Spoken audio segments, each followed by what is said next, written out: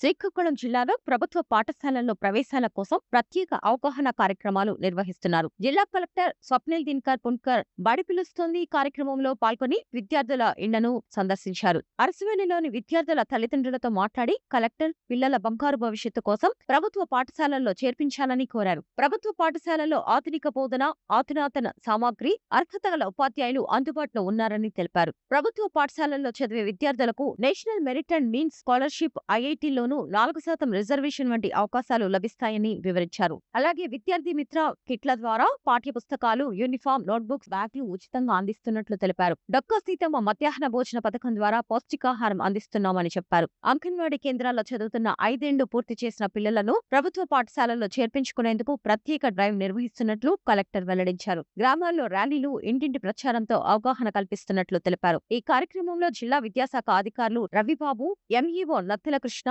ఉపాధ్యాయులు, విద్యాశాఖ సిబ్బంది పాల్గొన్నారు.